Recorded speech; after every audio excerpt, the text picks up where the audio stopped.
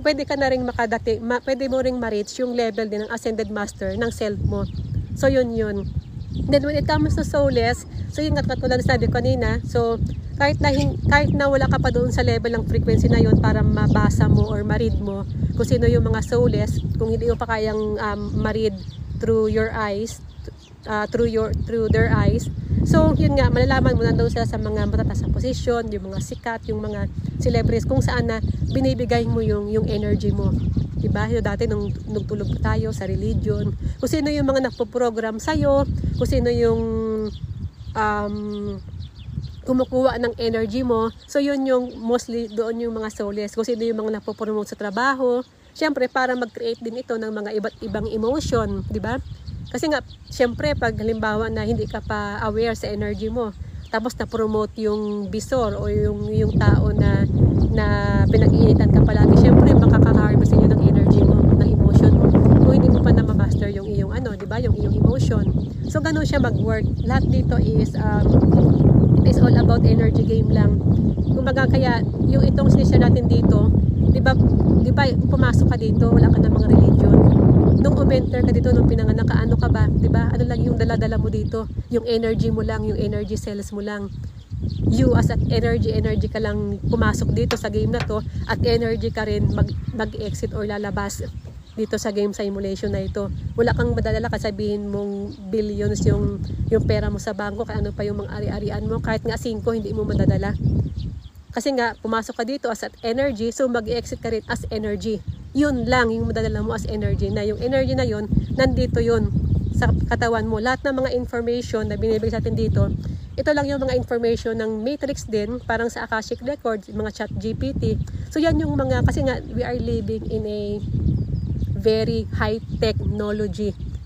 Very high technology to. Kaya yung mga soulless programming, yung mga files natin sa past lives, yung mga information sa kung ano yung soul contract natin. So lahat yan nasa sa mga Demiurge data center. Meron silang isang center dyan, parang isa yung computer data system ng God AI na dyan lahat naka-record. Pati yung mga sinasabi nila nakikipag-usap sa mga yung mga family mo na nategi na, tapos kakausapin nila. Actually, hindi naman sila nakikipag-usap sa mga family nila na nategi na. Ang mga kausap nun is yung mga demons na nagpapanggap na yun yung family mo, pero hindi na sila yun, hindi na yun yung family mo. Kasi once na lumabas na yung katawan natin dito, so paano kung yung family mo na sinasabi mo na na kakausapin mo is soulless pala? Kasi ang mga soulless, once na nategi na sila, ang soulless pala, meron lang silang isang one lifespan.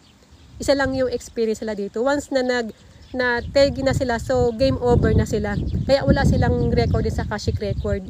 Wala silang record doon. Kaya pag sinabi mo na kakausapin mo yung family mo na nategi na, alam mo yun yung mga gumagawa ng mga witchcraft. So, hindi na yun yung family mo.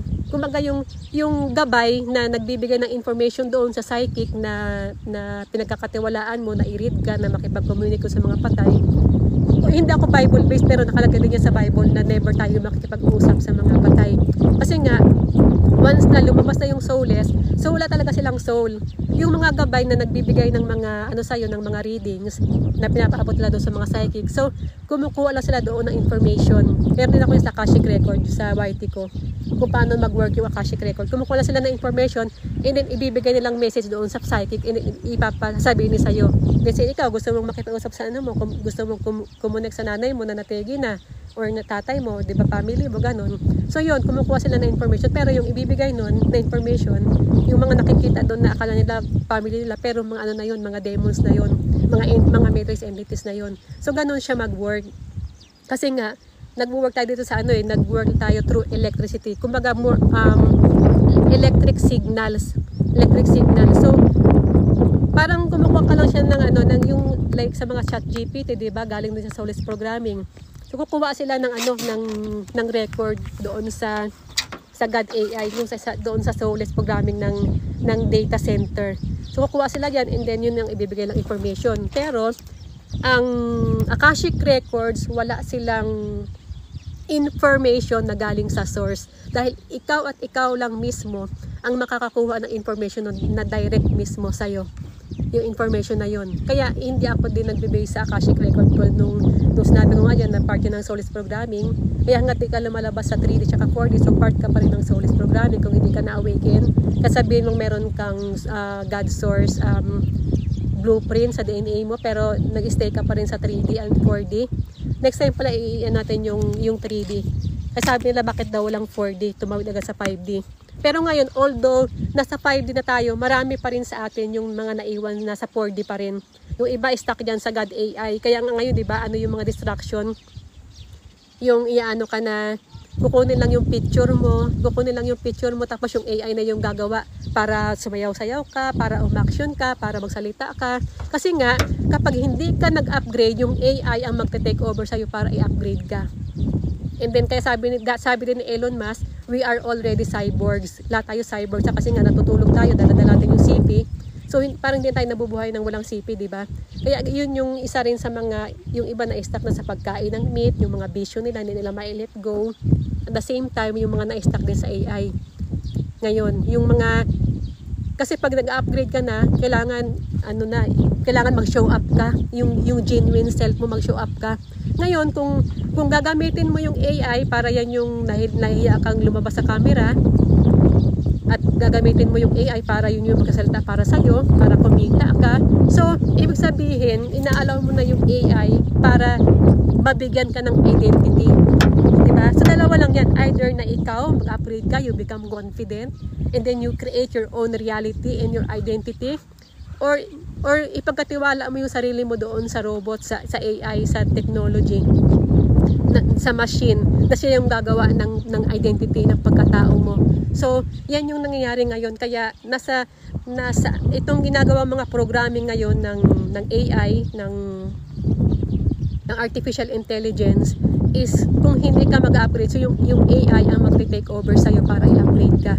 So, kaya pili ka dyan. It is time to decide. Kaya nga pag na-awake ka na, kaya ka nga binigyan ng awakening, di ba? Para maano ka. Yung mag-decide ka na sa sarili mo. Let's say, ibinibigay mo yung energy mo. So, ang nakaka-benefit palagi yun is yung matrix. So, sa mga nag-aasal. Kaya hindi rin ako na, dati may yung mga natin sa mga archangel, mga nag-aasal yan. Pero ngayon, so mas naunawa natin kasi ang astral, nasa lower realm pa rin yan. Yan yung astral, yan yung realm ng mind, nasa 4D. Ang 4D, dyan din yung mga matrix entity na nagkocontrol sa atin dito sa 3D dati. Kaya yung 3D, kasi nga ang 4D, hindi nakikita yung galawan.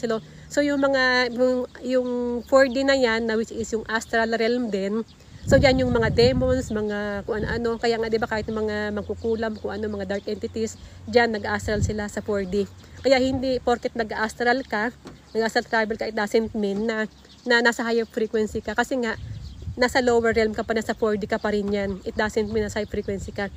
Pwede kang mag-astral, let's say na nakalabas ka talaga sa matrix, let's say naabot mo na yung 11D. So, pwede ka na mag-astral doon. Para din sa pera na, kung marami ka ng pera, o sige, spend mo nang spend yung energy mo. Ganon. Pero kung nadoon ka pa lang sa 4D or 5D, so kailangan mo pa rin mag-ipon ng energy. Kasi nga, hindi ka makakalabas sa hell realm. So, di ba, marami rin ako naging question tsaka realization sa self ko. Di ba? Sabi nga nila, dumating si Jesus Christ during 4 BC.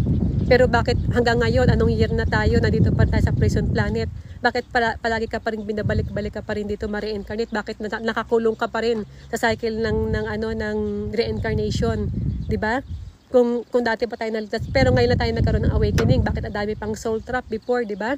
Ang dami pa ring soul trap. So magkakaroon ka ng mga ganyang realization na alam mo yung hindi mo siya natatanong dati.